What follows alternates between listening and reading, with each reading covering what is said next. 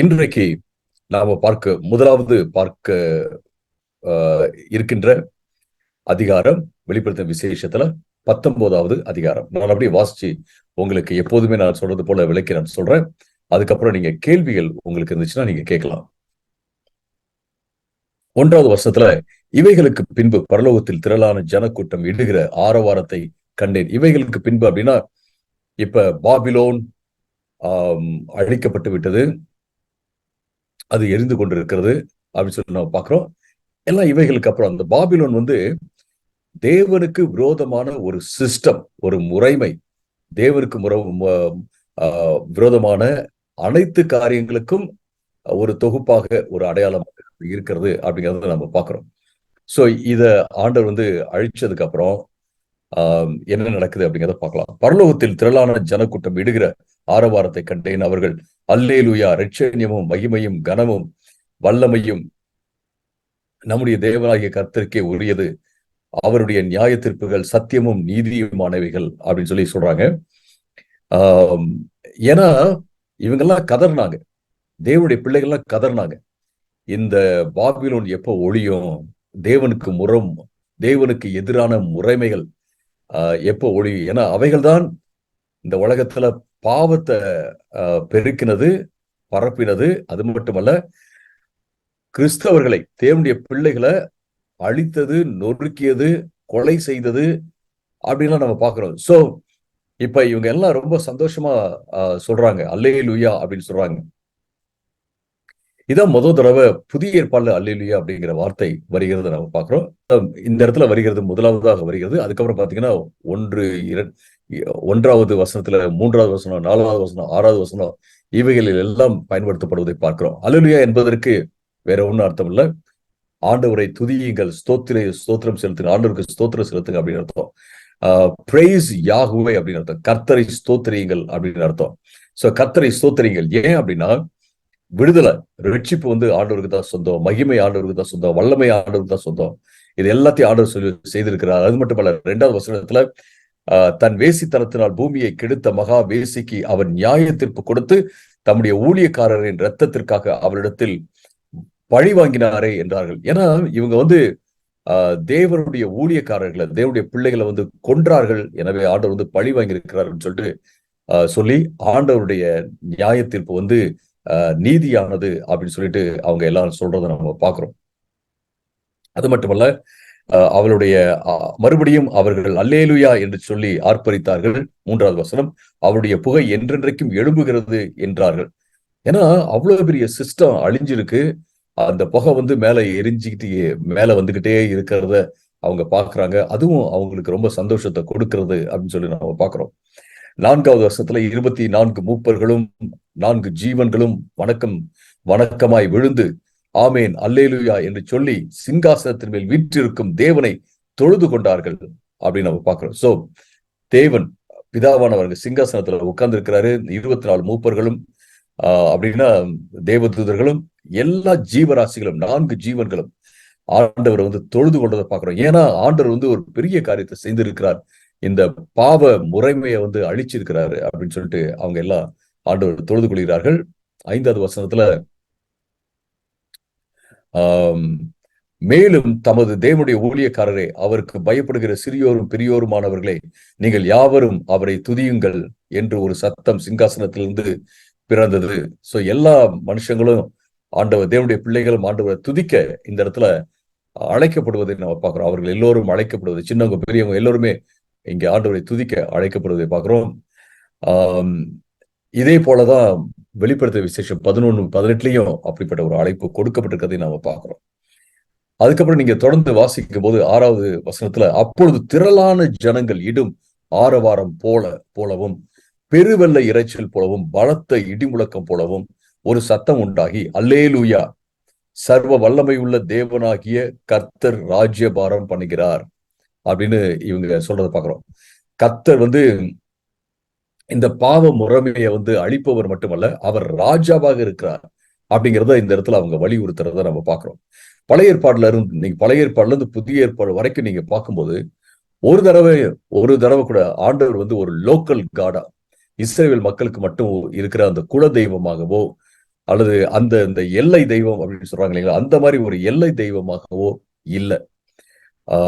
ஆண்டவர் வந்து எப்போதுமே ஒரு யூனிவர்சல் காடா, உலகத்துக்கே தேவனாக தான் இருக்கிறார் அப்படின்னு சொல்லி பார்க்கிறோம். அதனாலதான் சில இடங்கள்ல பாத்தீங்கன்னா தேவாதி தேவன் அப்படின்னு சொல்லப்பட்டிருக்கிறத நம்ம பார்க்கலாம். மற்ற தேவர்கள்லாம் இருக்கிறாங்க அப்படிங்கிறத வேத புஸ்தகம் வந்து அதை வந்து அங்கீகரிச்சாலும் மற்றவங்களும் தேவர்கள் தான். ஆனா அதே நேரத்துல உபாகமத்துல ஒரு வசனம் இருக்கிறது, இவைகள் எல்லாமே பேய்கள் அப்படின்ற அந்த வசனம் இருக்கிறது. பேய்கள் தான், ஆனா மக்கள் வந்து தெய்வங்களாக வணங்குகிறார்கள்.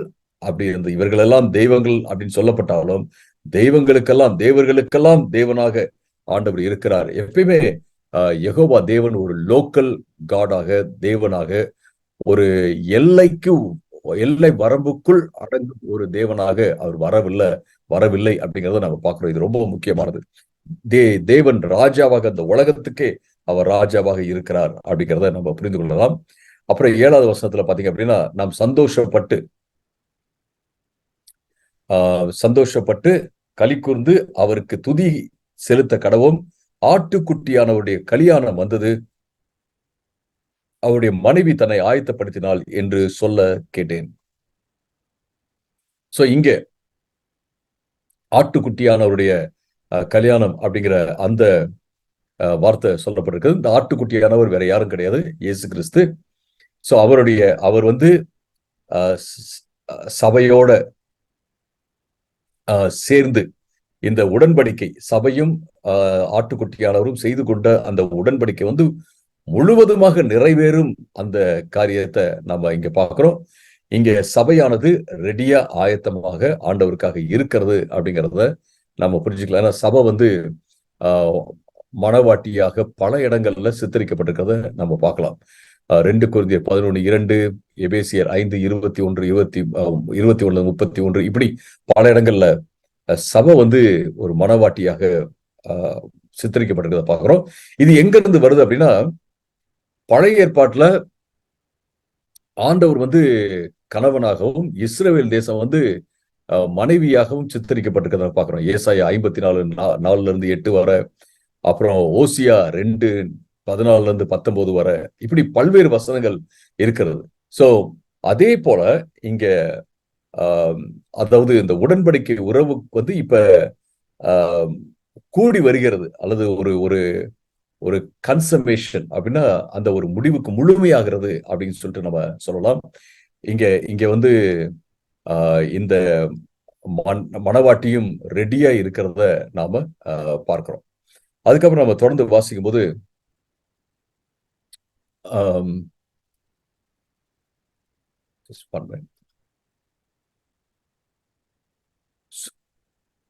சந்தோஷப்பட்டு களி கூறுங்கள், அப்புறம் சுத்தமும் பிரகாசமுமான மெல்லிய வஸ்திரம் தரித்து கொள்ளும்படி அவளுக்கு அளிக்கப்பட்டது அப்படின்னு சொல்றத நம்ம பார்க்கிறோம்.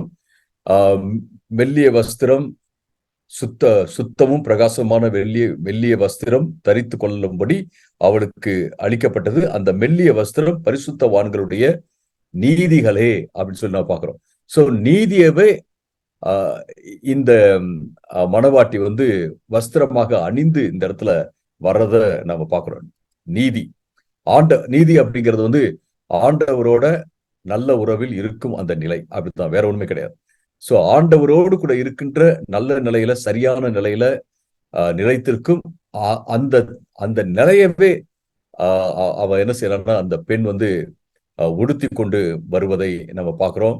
சோ இது வந்து பரிசுத்தமா இருக்கிறதையும் காண்பிக்கிறது, ஆண்டவருக்கென்று வேறு பிரிக்கப்பட்டிருக்கிறதை காண்பிக்கிறது.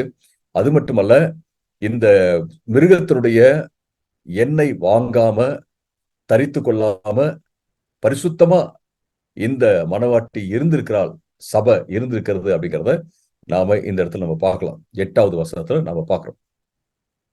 சோ நம்மளுடைய வாழ்க்கையினுடைய ஒரு நோக்கமே என்ன அப்படின்னு கேட்டீங்கன்னா, தேவனோட சரியான நிலையில இருக்கிறது தான் அப்படிங்கிறத நம்ம பார்க்கிறோம். சோ இப்ப நம்ம சரியான நிலையில இருந்து தொடர்ந்து நம்ம சரியான நிலையில இருக்கும்போது இந்த ஒரு நிலைக்கு நாம வருகிறோம். அதாவது மணவாட்டியாக ஆண்டவரை மணக்கும் அந்த நிலைக்கு நாம வருகிறோம் அப்படின்னு சொல்லி நம்ம பார்க்கிறோம். பின்னும் 9வது வசனத்துல, பின்னும் அவன் என்னை நோக்கி, ஆட்டுக்குட்டியானவரின் கல்யாண விருந்துக்கு அழைக்கப்பட்டவர்கள் பாக்கியவான்கள் என்று எழுது, என்றான். மேலும் இவைகள் தேவனுடைய சத்தியமான வசனங்கள் என்று என்னுடனே சொன்னான். சோ இது ஆட்டுக்குட்டியானவருடைய விருந்து அப்படின்னு நீ எழுது அப்படின்னு சொல்றத நம்ம பார்க்கிறோம். அழைக்கப்பட்டவர்கள் பாக்கியவான்கள். நம்ம எல்லோருமே தேவனுடைய இந்த ரட்சிப்புக்கு வந்து அழைக்கப்பட்டிருக்கிறோம் அப்படிங்கிறத நம்ம பார்க்கிறோம். ஆண்டவர் வந்து அழைச்சிருக்கிறார். ஃபார் எக்ஸாம்பிள், வெளிப்படுத்த விசேஷம் 17-14 பாத்தீங்கன்னா அழைப்பு இந்த மக்களுக்கு கொடுக்கப்படுறதை நம்ம பார்க்கிறோம். வெளிப்படுத்த விசேஷம் 17 14வது வசனத்துல 14, இவர்கள் ஆட்டுக்குட்டியானவருடனே யுத்தம் பண்ணுவார்கள். ஆட்டுக்குட்டியானவர் கர்த்தாதி கர்த்தரும் ராஜாதி ராஜாவுமாய் இருக்கிறபடியால் அவர்களை ஜெயிப்பார். அவரோடு கூட இருக்கிறவர்கள் அழைக்கப்பட்டவர்களும் தெரிந்து கொள்ளப்பட்டவர்களும் உண்மை உள்ளவர்களுமாய் இருக்கிறார்கள் என்றான் அப்படின்னு சொல்லி நம்ம பார்க்கிறோம். நம்ம ஆண்டவரோட சேர்ந்து நம்ம யுத்தம் பண்ணுகிறவர்களாக நம்ம இருக்கிறோம் அப்படிங்கிறத இங்க நம்ம பார்க்கிறோம். சோ ஆண்டவர் நம்மளை அழைச்சிருக்கிறாரு. அழைக்கப்பட்டவர்களாக நம்ம இருக்கிறோம். இதுல வந்து நம்ம அழைக்கப்பட்டவங்க எல்லோருமே கடைசி வரைக்கும் நிக்கிறாங்களா அப்படின்னு பார்த்தோம்னா, கடைசி வரைக்கும் அழைக்கப்பட்ட எல்லோருமே நிக்கிறது இல்ல. ஆனா நிற்கிறவர்கள் எல்லோருமே அழைக்கப்பட்டவர்கள் அப்படின்னு சொல்லிட்டு நம்ம இதை புரிஞ்சுக்கிறது ரொம்ப முக்கியமான ஒரு விஷயம். அது மட்டுமல்ல, மேலும் இவைகள் தேவனுடைய சத்தியமான வசனங்கள் என்று என்னுடனே சொன்னான். இப்ப சொல்ற அந்த வார்த்தைகள் எல்லாமே தேவனுடைய நம்பத்தக்க வார்த்தைகள் அப்படின்னு சொல்றத நம்ம பார்க்கிறோம். 10வது வசனத்துல, அப்பொழுது அவனை வணங்கும்படி அவனுடைய பாதத்தில் விழுந்தேன். அவன் என்னை நோக்கி, இப்படி செய்யாதபடிக்கு பார், உன்னோடும் இயேசுவை குறித்து சாட்சியிட்ட உன் சகோதரரோடும் கூட நானும் ஒரு ஊழியக்காரன். தேவனை தொழுதுகொள். இயேசுவை பற்றின சாட்சி தீர்க்க தரிசனத்தின் ஆவியாய் இருக்கிறது என்றார். சோ இந்த இடத்துல நம்ம கவனிக்க வேண்டியது என்ன அப்படின்னு கேட்டீங்கன்னா, அவனை வணங்கும்படி அவனுடைய பாதத்தில் விழுந்தேன் அப்படின்னு சொல்றதை நம்ம பார்க்கிறோம். அந்த பயத்துல அவர் என்ன செய்யறாருன்னா, அவர் வந்து பாதத்துல விழுந்து வணங்குறார். இன்னொரு ஆங்கிலத்தில் எப்படி இருக்குன்னா, I fell at his feet to worship him. அவனை வணங்குவதற்காக நான் வந்து பாதத்துல விழுந்தேன் அப்படின்னு சொல்றதை பார்க்கிறோம். இது வந்து டெஃபினெட்லி ஒரு தவறான ஒரு காரியம். ஏன் அப்படின்னா, இந்த ஒரு இப்ப யோவான் வந்து தவறு பண்றாரா, ஒரு தேவ தூதனை வணங்க போயிட்டாரா அப்படின்னு சொல்லிட்டு நமக்கு ஒரு கேள்வி எழும்பலாம். இங்க நம்ம எப்படி புரிஞ்சுக்கணும்னா, பல்வேறு இடங்கள்ல கர்த்தருடைய தூதன் அப்படின்னு சொல்லிட்டு பழைய ஏற்பாடுல வரதை நம்ம பார்க்கிறோம். தூதர்கள் வந்து தேவதூதர்கள் வந்து பேசுறதை நம்ம பார்க்கிறோம். இந்த ஒரு அதாவது ஒரு பயங்கரமான ஒரு காட்சி, ஒரு பயத்தை எழுப்பும் ஒரு காட்சியில என்ன செய்யறாருன்னா அவர் அப்படி பண்ணிடுறாரு. பட் அது நான் வந்து தப்புன்னு சொல்ல மாட்டேன். அந்த பயத்துல என்னன்னு தெரியாம என்ன செய்யறாருன்னா அவர் விழுகிறாரு. வணங்கும்படி அவர் விழுந்தன்னு ரொம்ப ஆனஸ்டா சொல்றாரு. பட் இந்த தேவதூதன் என்ன சொல்றாருன்னா, இப்படி செய்யாதபடிக்கு பார், உன்னோடும் இயேசு கிறிஸ்துவை குறித்து சாட்சிட்ட ஒரு சகோதரன் கூட நானும் ஒரு ஊழியக்காரன் தான். நானும் வந்து ஆண்டவருக்கு சாட்சியா இருக்கிற, ஆண்டவருக்குன்னு சேவை செய்யற ஒரு ஊழியக்காரன் தான் அப்படின்னு சொல்லிட்டு தேவனை தொழுதுகொள் அப்படின்னு சொல்றத நம்ம பார்க்கிறோம். தேவனை தொழுதுகொள், இது ரொம்ப ரொம்ப முக்கியமான ஒரு விஷயம். இன்னைக்கு நிறைய பேரு தேவ தூதர்களை ரொம்ப மேன்மைப்படுத்தி பேசும் இந்த காலத்துல தேவனை தொழுதுகொள் அப்படின்னு சொல்ற இந்த விஷயம் வந்து ரொம்ப ரொம்ப அழகான ஒரு விஷயம் அப்படின்னு தான் நான் பார்ப்பேன், அப்படின்னு தான் நான் பார்க்கிறேன். சோ இது ரொம்ப இம்பார்ட்டன்டான ஒரு காரியம். பட் இதை வச்சுட்டு ஒரு சிலர் என்ன சொல்லுவாங்க அப்படின்னா, ஃபார் எக்ஸாம்பிள் திருமணம்லாம் முடிஞ்சோன்னா அம்மா அப்பா காலில் விழுவாங்க, பெரியவங்க காலில் வந்து விழுவாங்க பிள்ளைங்க. அதை வந்து இல்ல காலில் எல்லாம் விழக்கூடாது, பெரியவங்க காலில் எல்லாம் விழக்கூடாது அப்படின்னு சிலர் சொல்லுவாங்க. நீங்க பழைய ஏற்பாடுல பாத்தீங்கன்னா, ஆபிரகாமே ஒரு இடத்துல வந்து மனுஷனையே வணங்குறது இல்ல, வணக்கம் செலுத்துவதை பார்க்கிறோம். வணக்கம் செலுத்துவது அப்படிங்கிறது வந்து ஒரு கிரீட்டிங்ஸ், ஒரு வாழ்த்து அப்படி செலுத்துவதை நம்ம பார்க்கிறோம். இங்க வந்து முக்கியமான விஷயம் என்ன அப்படின்னா, மனுஷனை கடவுளாக வணங்குவது தவறு. வணக்கம் செலுத்துவது, அதாவது ஒரு மனுஷனா மதிச்சு அவனுக்கு உரிய அந்த வணக்கத்தை கொடுப்பது வந்து தவறான ஒரு காரியம் இல்லை. ஆனா நிச்சயமா மனுஷனை வந்து கடவுளுடைய இடத்துல வச்சு கடவுளாக பாவித்து அவனை வணங்குவது வந்து நிச்சயமாக தவறான ஒரு காரியம் அப்படின்ட்டு நம்ம சொல்லலாம். நம்ம தொடர்ந்து வாசிக்கும் போது, பின்பு பரலோகம் திறந்திருக்க கண்டேன், இதோ ஒரு வெள்ள குதிரை காணப்பட்டது, அது மேல் ஏறி இருந்தவர் உண்மையும் சத்தியம் உள்ளவர் எண்ணப்பட்டவர், அவர் நீதியாய் நியாயம் தீர்த்து யுத்தம் பண்ணுகிறார். சோ ஒரு வெள்ள குதிரையில ஒருத்தர் வராரு. அவரு உண்மையும் சத்தியம் அப்படின்னு சொல்லப்பட்டவர். அவருடைய பேரே அதான், உண்மை சத்தியம். அவர் நீதியாய் நியாயம் தீர்க்கிறவர். இப்ப யாரு அப்படி வராரு அப்படின்னா, இயேசு கிறிஸ்து இந்த இடத்துல வருவதை நம்ம பார்க்கிறோம். அவருடைய கண்கள் அக்கினி ஜுவாலை போல் இருந்தன, அவருடைய சிரசின் மேல் அநேக கிரீடங்கள் இருந்தன, அவருக்கே அன்றி வேறொருவருக்கும் தெரியாத ஒரு நாமமும் எழுதி இருந்தது அப்படிங்கிற இதை பார்க்கிறோம். அவரு மட்டுமே அறிந்து மற்றவங்க எல்லாம் வெளியில இருந்து என்ன செய்யலாம், பார்த்து கொள்ளலாம், புரிந்து கொள்ளலாம். ஆனா அவருக்கு மட்டுமே அறிந்த ஒரு நாமம் அவருக்கு எழுதப்பட்டிருந்தது அப்படின்னு சொல்லிட்டு நம்ம பார்க்கிறோம். இது இது எப்படி இருக்கலாம் அப்படின்னு கேட்டீங்கன்னா, 2வது அதிகாரத்துல, வெளிப்படுத்தின விசேஷம் 2வது அதிகாரம் 17வது வசனத்துல இருக்கிறது போல, ஆவியானவர் சபைகளுக்கு சொல்லுகிறதை காதுள்ளவன் கேட்க கடவன், ஜெயம் கொள்கிறவனுக்கு நான் மறைவான மன்னாவை புசிக்க கொடுத்து, அவனுக்கு வெண்மையான குறிக்கல்லையும் அந்த கல்லின் மேல் எழுதப்பட்டதும் அதை பெறுகிறவனே அன்றி வேறொருவனும் அறியக்கூடாததும் ஆகிய புதிய நாமத்தை கொடுப்பேன் என்று எழுது அப்படின்னு. இங்க வேறொருவரும், அந்த யாருக்கு எழுதப்பட்டதோ அவர் மட்டும்தான், வேறொருவரும் அறியாத ஒரு நாமம் அப்படிங்கிறது என்ன அப்படின்னு கேட்டீங்கன்னா, ஒரு யூனிக்கான தனி சிறப்பு வாய்ந்த ஒரு நாமத்தை இவர் வைத்திருக்கிறார் அப்படிங்கிறதாக என்ன சொல்லலாம், நம்ம புரிந்து கொள்ளலாம். அவருக்கே அன்றி வேறொருக்கும் தெரியாத ஒரு நாமமும் எழுதியிருந்தது, இரத்தத்தில் தோய்க்கப்பட்ட வஸ்திரத்தை தரித்திருந்தார், அவருடைய நாமம் தேவனுடைய வார்த்தை என்பதை, வார்த்தை மாம்சமானது அப்படின்னு சொல்லிட்டு நம்ம யோவான்ல நம்ம பார்க்கிறோம் 1வது அதிகாரத்துல. அதே போல அவருடைய பெயர் வார்த்தை அப்படிங்கிறது இங்க சொல்லப்பட்டிருக்கிறத நம்ம பார்க்கிறோம். இப்ப இவருடைய வஸ்திரம் இரத்தத்தில் தோய்க்கப்பட்ட, he is clothed with a robe dipped in blood. இரத்தத்தில் தோய்க்கப்பட்ட வஸ்திரத்தை அணிந்திருந்தார். இதை நம்ம எப்படி நம்ம புரிஞ்சுக்கலாம்? அவர் சண்டை போட்டு, எதிராளிகளோட சண்டை போட்டு, அவருடைய அங்கி இரத்தத்தினால தோய்க்கப்பட்டுச்சா அப்படின்னு சொல்லிட்டு நம்ம இங்க நம்ம பார்த்தோம் அப்படின்னா, அந்த ஒரு பெரிய யுத்தம் இன்னும் நடக்கல அப்படின்னு தான் நம்ம சொல்ல முடியும். இன்னொன்னு, இதை எப்படி நம்ம புரிஞ்சுக்கிறது? இயேசு கிறிஸ்துவே தன்னுடைய ரத்தத்தை எடுத்துட்டு போயிட்டு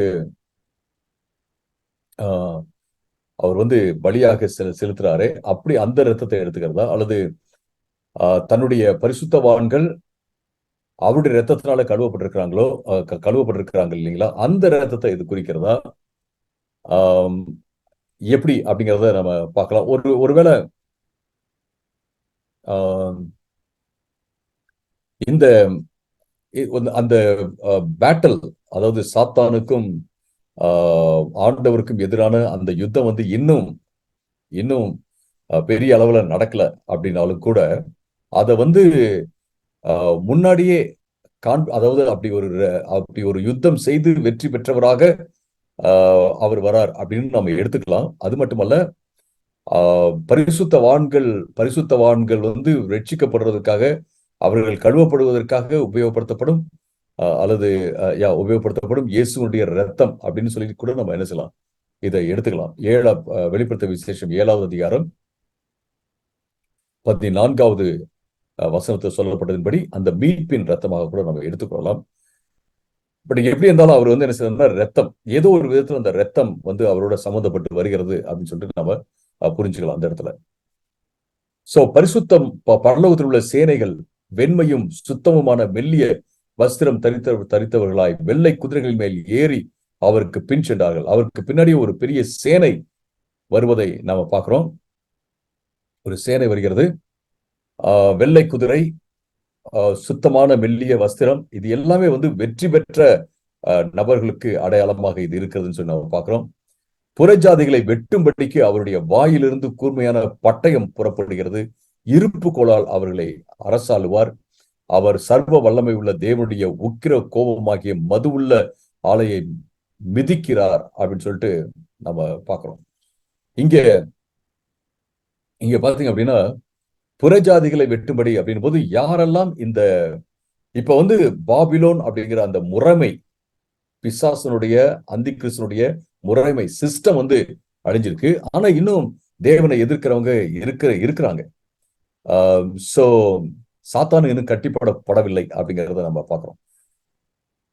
சோ இந்த இடத்துல இவங்களை எல்லாம் அழிக்கும்படியாக வெட்டும்படிக்கு ஆண்டவர் வந்து ஒரு கூர்மையான பட்டயத்தோட வருகிறார். அந்த கூர்மையான பட்டயம் எது அப்படின்னா அவருடைய வார்த்தை தான் அப்படின்னு சொல்லி நம்ம பார்க்கிறோம். தேவனுடைய வார்த்தை, அவரே வார்த்தையா இருக்கிறாரு. அந்த வார்த்தையை இருபுறமும் கருக்குள்ள பட்டயமாகி அந்த வார்த்தையை வந்து அவர் பயன்படுத்துகிறார் அப்படின்னு சொல்லி நம்ம பார்க்கிறோம். தேவனுடைய வார்த்தை தான் அவருக்காக நிற்கும். அது மட்டுமல்ல, இருப்பு கோளால் அவர் வந்து ஆட்சி செய்கிற ஒரு ராஜாவாக இந்த இடத்துல அவர் வருகிறார் அப்படின்னு சொல்லி பார்க்கிறோம். எப்படி யூதர்கள் வந்து தன்னுடைய மேசியா வரணும் அப்படின்னு எதிர்பார்த்தாங்களோ அதே போல அவர் வரார். முன்னாடி அவர்கள் எதிர்பார்த்த வண்ணமாக வரல. அவர் வந்து எளிமையாக பிரசங்கம் பண்ணிட்டு சாந்த குணம் உள்ளவர்கள் பாக்கியவான்கள் அப்படின்னு சொல்லிட்டு அவர் வந்தாரு. மனதிரும்புகள் பரலோக ராஜ்யம் சமீபமாக இருக்குன்னு சொல்லிட்டு தேவனுடைய ராஜ்யத்தை குறித்து, அந்த ஆவிக்குரிய ராஜ்யத்தை குறித்து அவர் பேசிட்டு அவர் வந்தாரு. இப்ப பாத்தீங்க அப்படின்னா அவர் வந்து ஒரு மிலிட்டரி லீடராக, ஒரு யுத்த தலைவராக அவர் வருவதை நாம பார்க்கிறோம். சோ இது ரொம்ப முக்கியமான ஒரு காரியம். ஏன்னா அன்றைக்கு அதாவது பழைய ஏற்பாட்டிலையும் மேசியா வந்து ராஜாவா வருவார், ஒரு ஒரு யுத்த வீரராக வருவார் அப்படிங்கிறது வந்து இப்ப இயேசு கிறிஸ்துடைய 2ஆம் வருகையில அது வந்து நிறைவேறுகிறது அப்படிங்கிறத பார்க்கிறோம். முதல் வருகையில அவர் தன்னுடைய ராஜ்யத்தை, அந்த ஆவிக்குரிய ராஜ்யத்தை நியமிப்பதற்காக வந்தாரு. இந்த இந்த உலகத்தினுடைய ராஜ்யம் என்னுடைய இல்லை அப்படின்னு அவர் சொல்றாரு. பட் இப்ப என்ன செய்யறாருன்னா இந்த உலகத்துல அவருடைய ராஜ்யத்தை கட்டும்படியாக வருகிறார். அப்ப இதுவரைக்கும் இயேசு கிறிஸ்து வந்து உலகத்துல ராஜ்யத்தை கட்டலையா அப்படின்னா நிச்சயமா உங்க மூலமா என் மூலமா அவர் கட்டுறாரு. இயேசு கிறிஸ்து சொன்னதே என்ன அப்படின்னு கேட்டீங்கன்னா, மனம் திரும்புங்கள் பரலோக ராஜ்யம் சமீபமா இருக்குது அப்படின்னு சொன்னாரு. பிசாசுகளை தொடர்த்தும் போது என்னுடைய ராஜ்யம் வந்து விட்டதுன்னு சொன்னாரு. உங்க மத்தியில தேவனுடைய ராஜ்யம் இருக்கிறதுன்னு சொன்னாரு. தேவனுடைய ராஜ்யம் வந்து விட்டது. ஆனா முழுமையாக முழுமையாக அதனுடைய அதாவது நியமனம் அது அடையிறது எப்ப அப்படின்னு கேட்டீங்கன்னா, இயேசு கிறிஸ்து வரும்போது 1000 வருட அரசாட்சி, அதுக்கப்புறம் புதிய வானம் புதிய பூமியில அப்படின்னு சொல்லிட்டு நம்ம பாக்குறோம். இங்க 16வது வசனத்துல 16வது வசனம், ஓகே, இங்க அவர் சர்வ வல்லமையுள்ள தேவனுடைய உக்கிர கோபமாகிய மதுவுள்ள ஆலையை மிதிப்பார் அப்படின்னு சொல்லி சொல்றதை நான் பாக்குறேன். அகெயின் ஆண்டவர் வந்து எந்த அளவுக்கு பனிஷ் பண்ண போறாரு, யாரெல்லாம் அவருக்கு எதிராக நின்னாங்களோ அவங்களை எப்படி அவர் வந்து மிதிக்க போறாரு அப்படிங்கிறது தான் ஆலையை மிதிக்கிறது அப்படிங்கிறது வந்து அதை காண்பிக்கிறது. எப்படி முன்னாடியே நாம அதை பார்த்தோம், ஆலையை மிதிச்சு அந்த ரத்தம் வந்து அந்த பட்டணத்துல அதாவது ஓடுவதை நம்ம முன்னாடி நம்ம பார்த்தோம். அதே போலதான் இங்க ஆலையை மிதிக்கிறது அப்படிங்கிறது ஆண்டவர் வந்து நசுக்குவார் அப்படிங்கிறது தான் காண்பிக்கிறது. அது மட்டுமல்ல, ராஜாதி ராஜா 16வது வசனத்துல ராஜாதி ராஜா கர்த்தாதி கர்த்தா என்னும் நாமும் அவருடைய வஸ்திரத்தின் மேலும் அவருடைய தொடையின் மேலும் எழுதப்பட்டிருந்தது. அவருடைய தொடையின் மேல எழுதப்பட்டிருந்தது, அவருடைய வஸ்திரத்தின் மேல எழுதப்பட்டிருந்தது அப்படிங்கிறத நம்ம எப்படி புரிஞ்சுக்கிறது அப்படின்னு நம்ம பார்க்கலாம். தொடையின் மேல எழுதப்பட்டிருந்ததுன்னா இப்படி தொடையின் மேலே எழுதி இருந்துச்சா அப்படிங்கிறதுக்கு பல்வேறு விளக்கங்கள் வந்து ஒரு சிலர் எல்லாம் கொடுக்குறாங்க. எப்படி நம்ம புரிஞ்சுக்கலாம் அப்படின்னு கேட்டீங்கன்னா, ஒண்ணு வந்து அவருடைய பட்டயம் வந்து அவருடைய பட்டயம் வந்து தொங்கிட்டு இருக்கு. ஒரு ராஜாவாக அன்றைக்கு இருந்த ஒரு ரோம சோல்ஜர் இருக்கார் இல்லைங்களா, ரோம படை வீரர், அவரை நீங்க அப்படியே நீங்க மனசுல கொண்டு வந்துக்கங்க. அவர் வந்து பிரமிக்கத்தக்க விதத்துல கம்பீரமா அவர் வந்து குதிரை மேல அவர் இருக்கிறாரு. அவருக்கு கால் வந்து தொங்கிட்டு இருக்குது. அவருடைய அவர் என்ன செய்யறாரு, ஒரு பெரிய அங்கிலாம் அவர் போட்டிருக்கிறாரு. படை அந்த யுத்த வீரர் எப்படி புரிஞ்சுக்கலாம் அப்படி அந்த அந்த தொடையில எழுதப்பட்டிருக்கிறது அப்படிங்கிறத எப்படி புரிஞ்சுக்கலாம் அப்படிங்கிறதுக்கு நான் சொல்றேன்.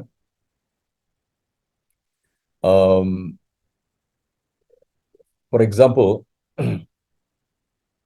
ஒருத்தர் சொல்ற இதை பத்தி சொல்லும்போது, in other words, the name is written on that part of his tunic that covered his thigh, the place where his sword would rest and where it would be conspicuous on a mounted warrior. இதை எப்படி புரிஞ்சுக்கலாம்? Grand Osborne அப்படிங்கிற ஒரு scholar அவர் எப்படி சொல்றாரு அப்படின்னா, ஒரு படை வீரன் இருக்கிறாரு, அவர் வந்து அங்கி போட்டிருக்கிறாரு, அந்த அங்கி வந்து அப்படியே காத்துல அப்படி பறக்குது, அப்புறம் பட்டயமும் அங்க இருக்கிறது. அந்த பட்டயத்துல வந்து பாத்தீங்கன்னா இந்த வார்த்தைகள் எழுதப்பட்டிருக்கு, ராஜாதி ராஜா கர்த்தாதி கர்த்தா அப்படிங்கிறதுலாம் எழுதப்பட்டிருக்கிறது. அது அப்படியே தொங்குறது, தொடையும் தெரிகிறது. இப்ப அந்த ஒரு போர் வீரன் எப்படி ஆஹ் எப்படி ஒரு காட்சி அளிக்கிறாரோ, அவருக்குன்னு உள்ள ஒரு பட்டயம், அவர் பேர் எழுதப்பட்ட ஒரு பட்டயம். ஏன்னா சில போர் வீரர்கள், பெரிய தளபதிகள்லாம் அவங்களுக்குன்னு ஒரு பட்டயம் இருக்கும், அதுதான் அவங்க யூஸ் பண்ணுவாங்க. எல்லாருடைய பட்டயத்தையும் யூஸ் பண்ண மாட்டாங்க. சோ இப்படிப்பட்ட ஒரு ஒரு காட்சி தான் நம்ம இங்க பாக்குறோம் அப்படின்னு சொல்லிட்டு அவரு அதை சித்தரிக்கிறார்.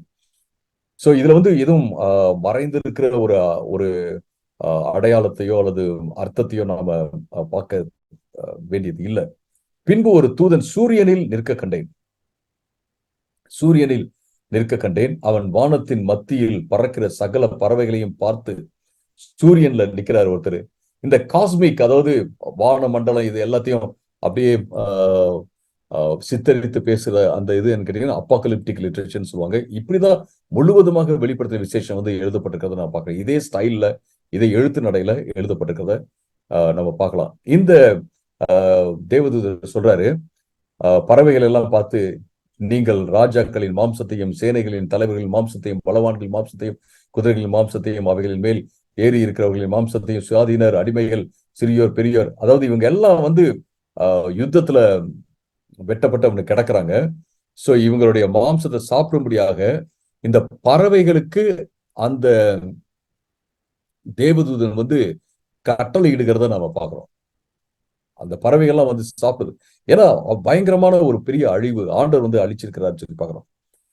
பின்பு மிருகமும், 19வது வசனம், பின்பு மிருகமும் பூமியின் ராஜாக்களும் அவருடைய சேனைகளும் குதிரையின் மேல் ஏறி இருக்கிறவரோடு அவரோடு சேனையோடும் யுத்தம் பண்ணும்படிக்கு கூடி வர கண்டேன்.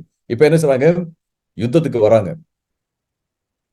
சோ மிருகமும் வருது, அந்தி கிறிஸ்து வரான், அவனோட சேர்ந்து ராஜாக்கள் வராங்க, எல்லாரும் ஒரு பெரிய சேனையோட யுத்தத்துக்கு வந்துட்டு இருக்காங்க. அப்பொழுது மிருகம் பிடிக்கப்பட்டது.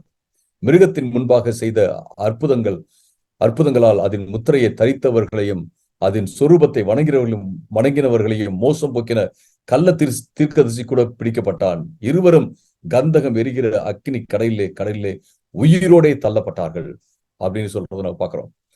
அதாவது நித்திய தண்டனைக்கு உரிய அந்த இடத்துல, அந்த அக்கினி கடல்ல மிருகமும் அந்த கள்ள தீர்க்கதரிசியும் இருவருமே தள்ளப்பட்டார்கள் அப்படிங்கிறத நாம பார்க்கிறோம். மற்றவர்கள் குதிரையின் மேல் ஏறினவருடைய வாயிலிருந்து புறப்படுகிற பட்டயத்தால் கொல்லப்பட்டார்கள். அவர்களுடைய மாம்சத்தினால் பறவைகள் வியாபாரம் திருப்தி அடைந்தன. இதை வந்து நீங்க லிட்ரலா, அதாவது எழுத்தின்படி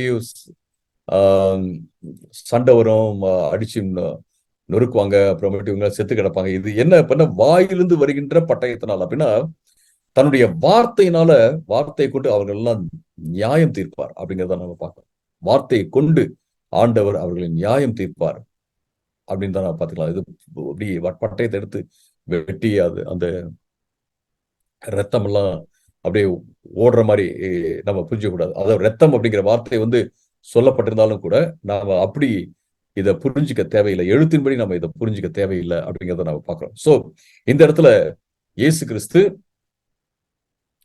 ஒரு சிலர் வந்து 19வது அதிகாரத்துல இயேசு கிறிஸ்து வருவதை பாக்குறாங்க, அதாவது 2ஆம் வருகை என்று பாக்குறாங்க. ஒரு சிலர் 20வது அதிகாரத்துல பாக்குறாங்க. நான் சொல்வேன் 19வது அதிகாரத்துல நீங்க பார்த்தாலும் சரி, அல்லது 20வது அதிகாரத்துல தான் வருகிறது அப்படின்னு சொல்லி நீங்க பார்த்தாலும் சரி, ரெண்டுமே தவறாக இருக்காது. என்ன நினைக்கிறாங்க? 20வது அதிகாரத்துல கிளியரா இருக்கு, மக்கள் வந்து உயிரோடு எழும்புவாங்க, அதெல்லாம் இருக்குது, அதனால அது அங்கதான் நடைபெறுகிறது சொல்றாங்க. பட் நான் என்ன சொல்றேன்னா, அந்த ரெண்டையும் நம்ம ஒன்னா சேர்த்து பார்க்கறது ரொம்ப இம்பார்ட்டன்ட். 19, 20. 19ல இயேசு கிறிஸ்து வருகை குறித்து விவரிக்கிறத நம்ம பார்க்கிறோம். இன்னும் சில விவரங்கள் வந்து 20வது அதிகாரத்துல கொடுக்கப்பட்டிருக்கிறத நாம பார்க்கலாம். இப்ப நம்ம 20வது அதிகாரத்துக்கு நம்ம போகலாம். 20வது அதிகாரத்துல நம்ம எவ்வளவு பார்க்க முடியுமோ அவ்வளவு நம்ம பார்க்கலாம் இன்றைக்கு. வெளிப்படுத்த விசேஷம். சரி, இப்ப 19வது அதிகாரத்தை நான் சுருக்கமா நான் சொல்லிடுறேன். 19வது அதிகாரத்தில் நம்ம என்ன பார்க்கிறோம் அப்படின்னா, பாபிலோன் வந்து அழிந்து விட்டது, இயேசு கிறிஸ்து வர்றாரு. இயேசு கிறிஸ்து ஒரு பெரிய சேனை தலைவராக அவர் வந்து யுத்தம் செய்யறாரு. அவரோட யுத்தம் செய்யறது யார் அப்படின்னா மிருகமும் கள்ள தீர்க்கதரிசியும் மிருகத்தோடு இருக்கிற அந்த ஆட்களும் யுத்தம் செய்யறாங்க. ஆண்டவர் வந்து அவங்க எல்லாம் முறியடித்து கள்ள தீர்க்கதரிசியையும் அந்த மிருகத்தையும் எரிகிற கந்தக அந்த கடல்ல வந்து அவர் போடுறாரு அப்படிங்கிறத நம்ம பார்க்கிறோம். ஓகே, இப்ப 20வது அதிகாரத்துக்கு நம்ம போகலாம். 19வது அதிகாரத்திலிருந்து 20வது அதிகாரம். ஒரு தூதன் பாதாளத்தின் திறவுகோலையும் பெரிய சங்கிலியையும் தன் கையில பிடித்து கொண்டு வானத்திலிருந்து இறங்கி வர கண்டேன் அப்படின்னு சொல்லிட்டு அவர் சொல்றதை நம்ம பார்க்கிறோம். சோ ஒரு தூதன் இந்த இடத்துல பாதாளத்தின் திறவுகோலையும் பெரிய சங்கிலியையும் அவர் கொண்டு வர்றாரு. எதுக்கு வானத்துல இருந்து அவர் இறங்கி வர்றாரு இந்த சங்கிலி எல்லாம் எடுத்துக்கிட்டு அப்படிங்கிறத நம்ம இங்க பார்க்கலாம். நீங்க 9வது அதிகாரம் 1வது வசனத்தை நீங்க பாத்தீங்கன்னாலும் அங்க பாதாளத்தினுடைய சாவி திறவுகோல் அப்படிங்கிறது சொல்லப்பட்டிருக்கிறது. அங்க பிசாசு வந்து அவிழ்த்து விடப்படுகிறத நம்ம பார்க்கிறோம். அவிழ்த்து பிசாசுன்ற அந்த தேவனுக்கு விரோதமான அந்த பிசாசுடைய ஆவிகள் அங்க வந்து அவிழ்த்து விடப்படுகிறத நாம பார்க்க டீமானிக் ஸ்பிரிட்ஸ் அப்படின்னு சொல்லலாம்.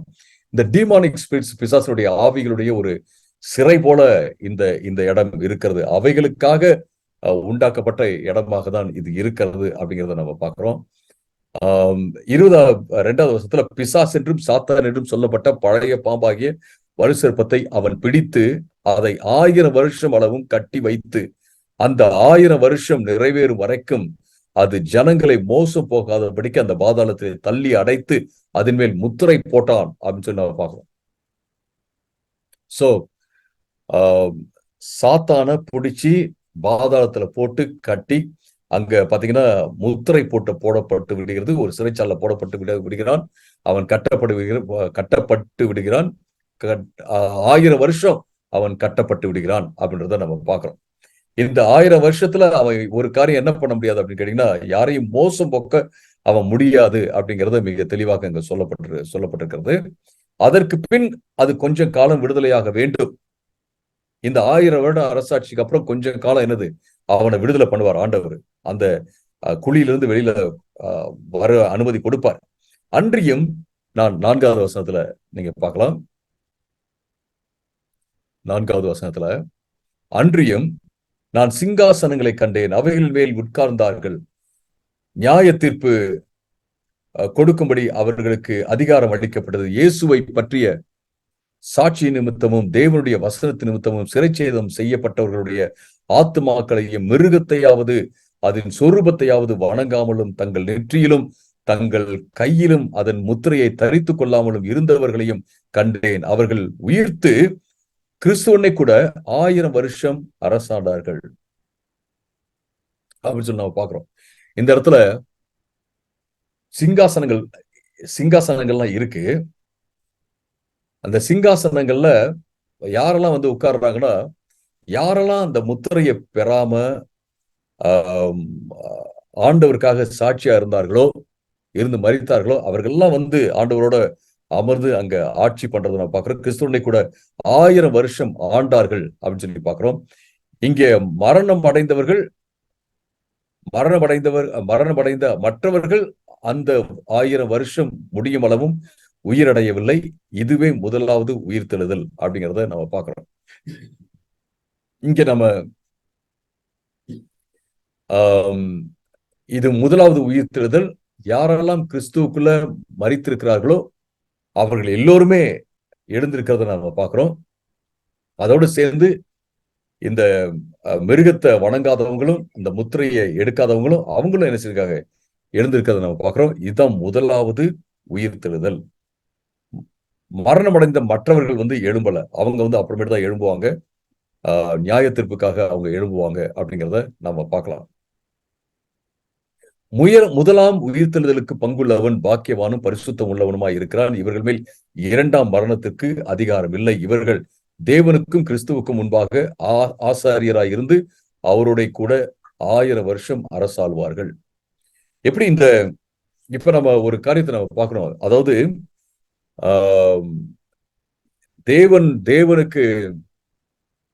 தேவனுக்கு விரோதமா எழும்பினவங்க அவங்களும் வந்து என்ன செய்றாங்க, இருக்கிறாங்க. ஆனா 1000 வருடம் வந்து வளமை, செழிப்பு, சமாதானம், நீதி அந்த ஆட்சி வந்து அளிக்கப்படுகிறது. ஆனா அந்த ஆட்சியை வந்து இயேசுவோட சேர்ந்து பண்றவங்க யார் அப்படின்னா தேவனுடைய பிள்ளைகள், உயிரோடு எழும்பினவங்க அப்படின்னு சொல்லி நம்ம பார்க்கிறோம். அதாவது மிருகத்தினுடைய அந்த முத்திரையை எடுக்காதவங்க, அவங்க எல்லோருமே எழுந்திருக்கிறாங்க அப்படிங்கறத நம்ம பார்க்கிறோம்.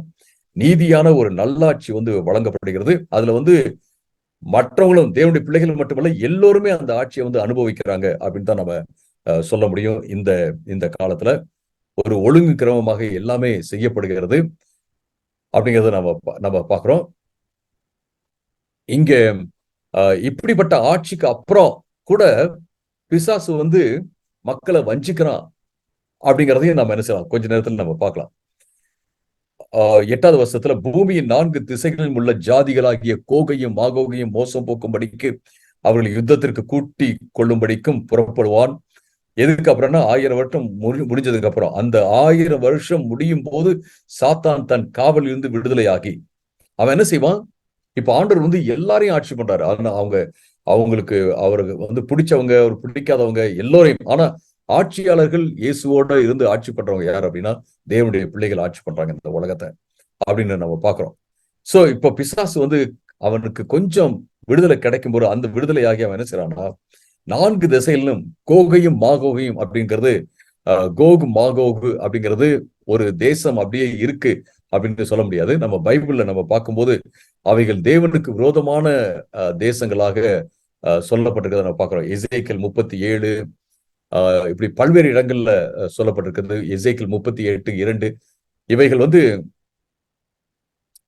தேவனுக்கு விரோதமாக வருகின்ற தேசங்களுக்கு ஒப்பாக சொல்லப்பட்டிருக்கிறது. ஒரு சிலர் எல்லாம் சொல்லுவாங்க இது வந்து ரஷ்யா அப்படின்னு பல்வேறு விதங்கள் அதை இன்டர்பிரட் பண்ணுவாங்க. பட் நம்ம இங்கேயும் வந்து கோகு மாகோகு வர்றதுனால நம்ம இப்படி நம்ம புரிஞ்சு கூடாது. அதாவது மறுபடியும் ரஷ்யா வந்து இஸ்ரேலுக்கு விரோதமா வரும் அப்படி இப்படின்னு எல்லாம் நிறைய இதை வச்சு நம்ம பேசுவாங்க. இங்க நிறைய வார்த்தைகள் கோகு மாகோகு பாபிலோன் இவைகள் எல்லாமே தேவனுடைய எதிராளிகள், பழைய ஏற்பாடுல எதிராளிகள். மறுபடியும் அவைகள் இங்க வந்து உருவகமாக தேவனுடைய எதிராளிகளுக்காக பயன்படுத்தப்பட்டிருக்கிறது அப்படின்னு நம்ம புரிஞ்சுக்கலாம். சோ தேவனுடைய எதிராளிகளை வந்து என்ன செய்வான்னா அவன் மறுபடியும் எல்லா இடங்களிலிருந்து கூட்டி ஆண்டவருக்கு விரோதமாக அவன் கொண்டு வருவான்.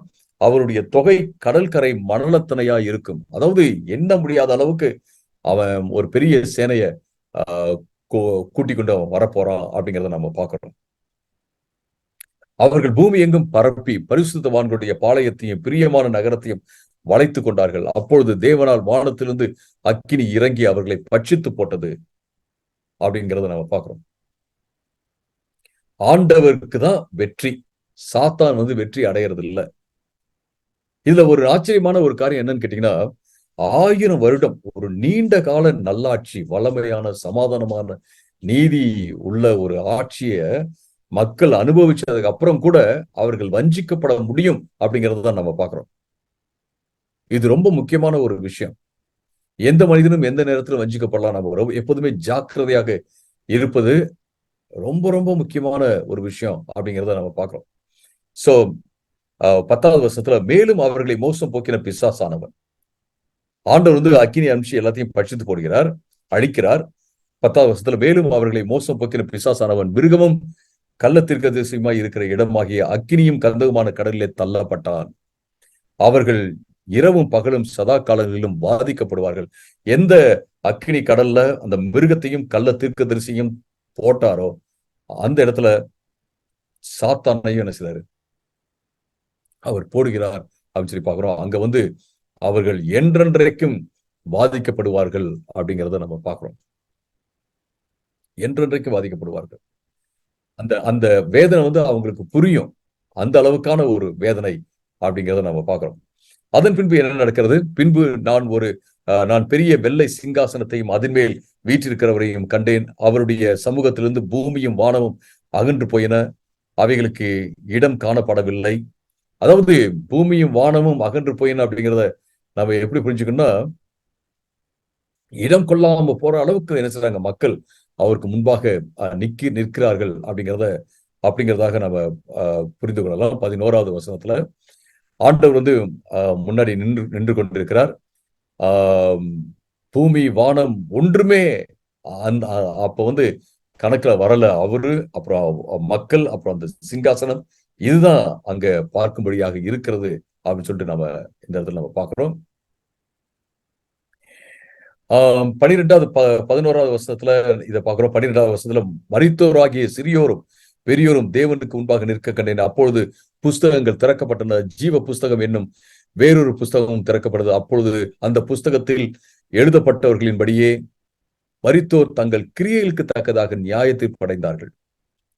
சோ இப்ப மரித்தோர் எழுந்திருக்காங்க இல்லைங்களா, அவங்க ஜீவ புஸ்தகத்துல எழுதப்பட்டதின்படியே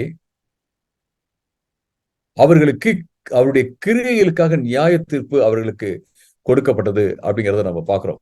ஜீவ புஸ்தகம் அப்படிங்கறத முன்னாடியே நாம பார்த்தோம். இது வந்து ஒரு லிட்டரலான எழுத்தின்படியான ஒரு புஸ்தகம் அங்க இருக்குது, அங்க பார்த்து பேர் இருக்கா அப்படின்றத விட, அதாவது பழைய ஏற்பாட்டுல இஸ்ரேல் மக்கள் வந்து இஸ்ரேல் தேசத்துல குடிமக்களாக இருக்கிறார்கள் என்பதற்கு ஆனா அந்த அந்த ரெஜிஸ்டர் இருக்கு இல்லைங்களா, அந்த பதிவேடு இருக்குல்ல, அந்த பதிவேட உருவகமாக இந்த இடத்துல எடுத்து அவங்க பேசுறாங்க. ஒரு ஒரு குடிமக்களுடைய பதிவேடுல ஒருத்தவங்க இருக்கிறாங்களா இல்லையா அப்படின்னு பாக்குறாங்க இல்லைங்களா, அது போல இங்கே வந்து பார்க்கப்படுகிறதாக நம்ம புரிந்து கொள்ளலாம். சோ ஒவ்வொரு மனுஷனுடைய வாழ்க்கை முறை, அப்புறம் அவங்க என்னென்னலாம் செஞ்சிருக்காங்களோ அதன்படி அவர்களுக்கு நியாயம் தீர்ப்பு கொடுக்கப்படுகிறது அப்படிங்கிறத நம்ம இங்க பார்க்கலாம். சமுத்திரம் தன்னில் உள்ள மரித்தோரை ஒப்புவித்தது, மரணமும் பாதாளமும் தங்களில் உள்ள மரித்தோரை ஒப்புவித்தன, யாவரும் தங்கள் தங்கள் கிரியையின்படியே நியாயத்தில் படைந்தார்கள். சோ எல்லோரும் என்ன செய்றாங்க, உயிரோடு எழும்புறாங்க. வந்து கிறிஸ்துக்குள்ள மரித்தவர்கள் அவங்க உயிரோடு எழும்புறாங்க. இப்ப எல்லோருமே எழும்புகிறார்கள். அவர்கள் எல்லோருமே நியாயத்தீர்ப்பு அடைகிறார்கள் அப்படிங்கிறத நான் பார்க்கிறோம். நியாயத்தீர்ப்பு அடைகிறார்கள் அப்படின்போது எல்லோருமே கணக்கிடப்படுகிறார்கள் அல்லது அசஸ் பண்ணப்படுகிறாங்க, மதிப்பீடு செய்யப்படுகிறார்கள், நியாயம் தீர்ப்பு செய்யப்படுகிறார்கள் அப்படிங்கிறத நம்ம பார்க்கிறோம். பல்வேறு வார்த்தைகளை கொண்டு நம்ம என்ன செய்யலாம், இதை நம்ம புரிஞ்சுக்கலாம். அதுக்கப்புறம் என்ன நடக்குது, அப்பொழுது மரணமும் பாதாளமும் அக்கினி கடலிலே தள்ளப்பட்டன. இது 2ஆம் மரணம். சோ மரணமும் பாதாளமும் கூட இனி மரணம் அப்படிங்கிறது ஒண்ணு வராது அப்படின்னு சொல்லிட்டு, நிச்சயமா அடுத்த கட்டத்துக்கு நம்ம போறது எதுக்கு அப்படின்னு கேட்டீங்கன்னா, புதிய வானம் புதிய பூமி கட்டத்துக்குள்ள நம்ம போக போறோம்.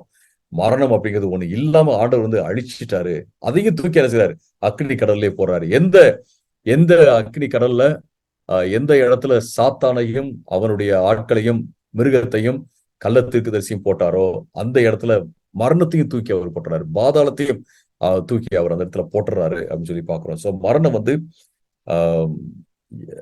அதாவது தேவனுடைய பிள்ளைகளுக்கு இல்லை அப்படிங்கறதான் பாக்குறோம். ஆனா மரணம் வந்து எந்த இடத்துக்கு போகணுமோ அந்த இடத்துக்கு போயிடுச்சு, சாத்தானுடைய இடத்துக்கு அது போயிடுச்சு மரணம் அப்படிங்கறதான் நம்ம பாக்குறோம்.